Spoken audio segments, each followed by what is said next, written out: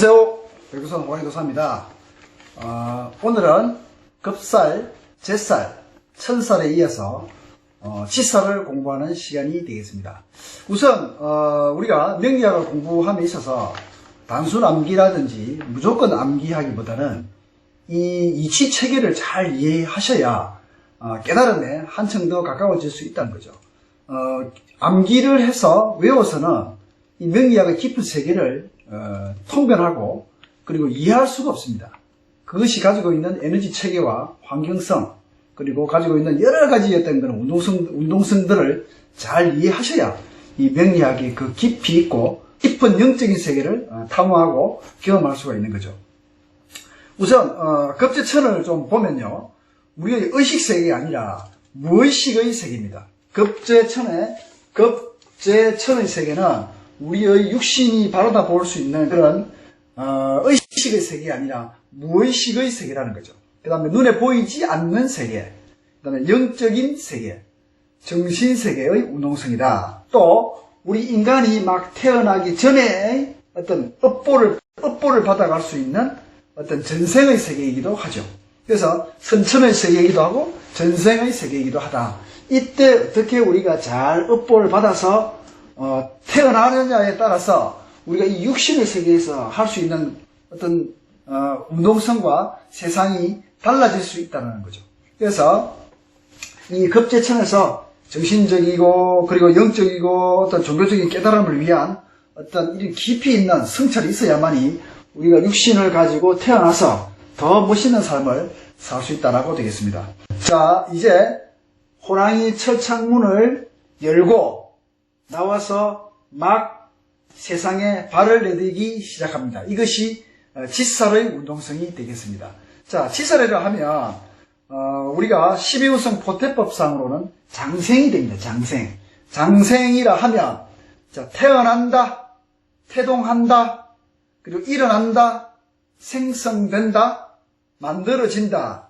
인데 이것이 12운성 포태법상의 의미이고, 지살의 의미를 이제 설명을 드리면 막 철창문을 나와서 세상에 적응한다. 자, 이 첫 번째 키워드로서 세상에 적응한다. 그 다음에 새로운 시작과 시도를 한다. 그 다음에 새 출발을 위해서 이동하고 역마성의 운동성을 가진다. 이 세 가지가 키워드가 되겠습니다. 정말하자면 첫 번째, 적응, 새로운 세상에 대한 적응. 두 번째, 새로운 출발, 변화. 세 번째, 역마의 이동성 혹은 변화, 움직임, 이런 것을 키워드로 얘기할 수가 있습니다. 자, 새로운 적응을 하기 위해서는 여러 가지 시도와 새로운 방법을 습득하게 되죠. 그래서 새 출발, 시작, 만들어간다, 새로운 창조를 한다.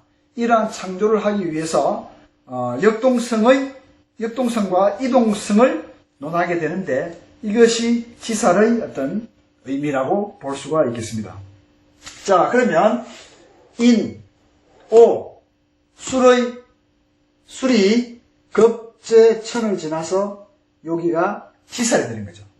12운성 포태법으로 따지면 인은 장생입니다. 장생.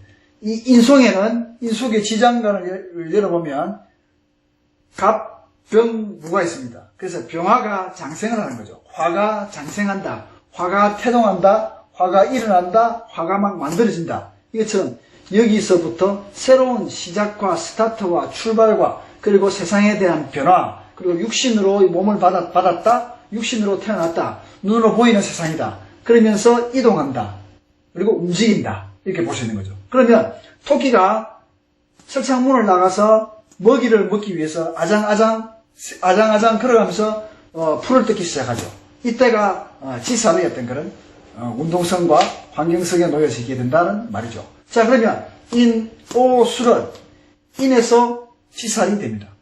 그러면 사, 유, 축은 금이니까 사에서 지살이 되는 거죠. 그 다음에 신, 자, 진은 신에서 지살이 되는 거죠. 그 다음에 해, 묘, 미, 목은 해에서 지살이 되는 거죠. 그래서 인신사해가 지살작용을 발휘하고 있습니다. 즉, 이신사에는 이는 병화의 장생, 사는 경금의 장생, 신은 임수의 장생, 해는 간목의 장생으로서 장생의 기운들을 다 가지고 있다고 볼 수가 있죠. 자, 새로운 출발과 시작을 위한 이동을 논할 수 있는데 이것을 지살이라고 한다. 새로운 시작을 알리고 출발, 스타트하는 이동성을 가지고 있다.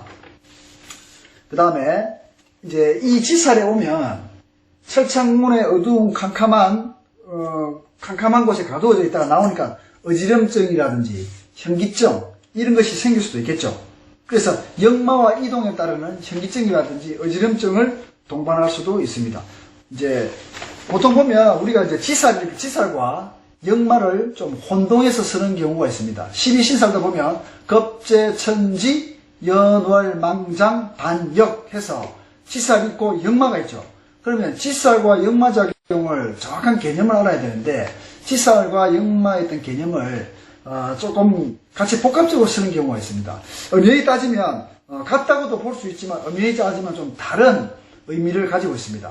지살이라고 하는 것은 시작과 출발과 스타트를 위한 움직임, 이동성을 지살이라고 볼 수 있죠. 즉 말하자면 우리가 논에 벽실을 뿌리기 위해서 그리고 문외기하고 벼를 키우기 위해서 봄날에 논에 가죠. 이것은 지살작용이라고 볼 수 있습니다. 새로운 시작, 출발, 스타트, 그죠? 이식 이런 것을 위한 것이 지살작용이라면 역마작용은 이제 다 자라.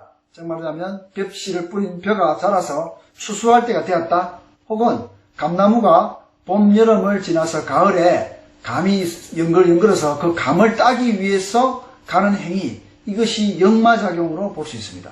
그러면 우리가 운을 가지고 사주명적으로 통변할 때 내가 공부를 위해서 해외에 나간다, 첫 발을 내디딘다, 이것은 지살작용으로 볼 수 있죠.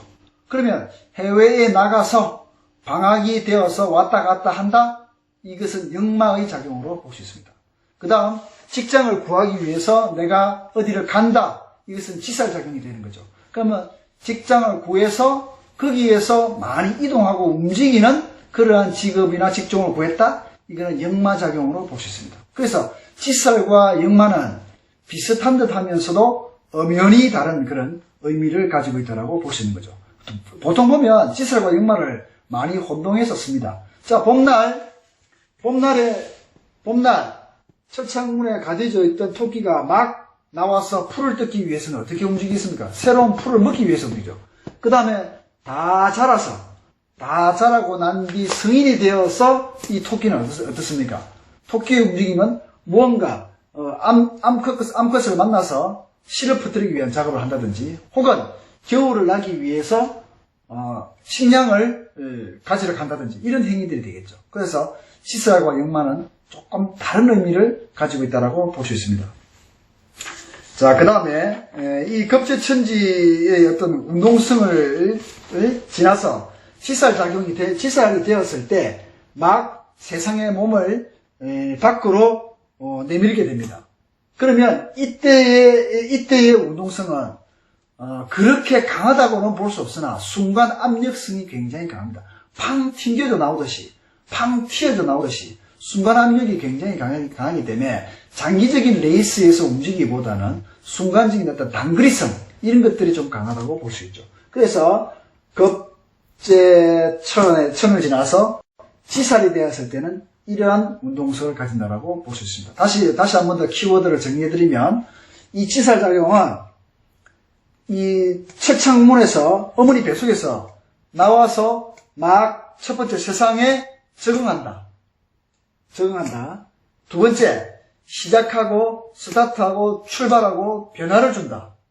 세 번째, 이를 위해서 이동하고 이동성과 운동성을 가지고 있다라고 이렇게 해석을 합니다. 이것이 지살의 작용력이라고 볼 수 있습니다. 이상 지살의 작용